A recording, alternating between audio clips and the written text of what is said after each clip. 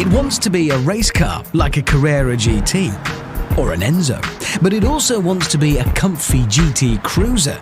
So at times it feels not like a special hypercar, but just a big, fast Merc.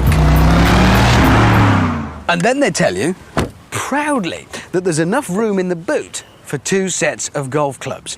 And that worries me. That's just fat businessman stuff. It's a marriage between McLaren and Mercedes, the SLR. And it's brilliant. I just wish it was a bit more McLaren and a bit less Mercedes. Big question is, OK, how does it compare to the Porsche Carrera GT? Dunno, I haven't driven it. That's the thing, you see. Yes. I have driven the Porsche Carrera GT. There's a photograph of me here in it. There I am, look, going through a wood. Oh, yes. And there's another one of me inside it there. You look like you're having fun.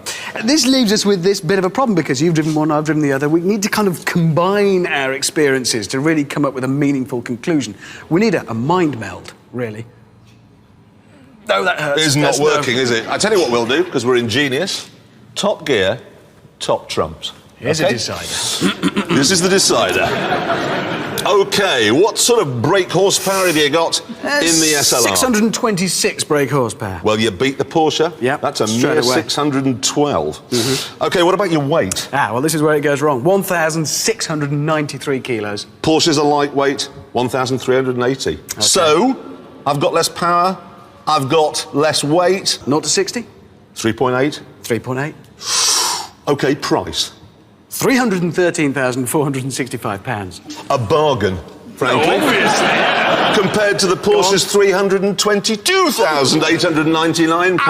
That hurts. There is just one thing, though, we really can split them.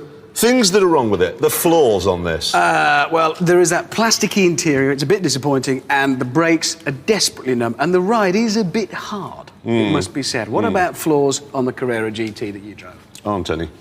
Right. Honestly, there was nothing wrong with it, apart from the people who make it. Nine, get out, go home!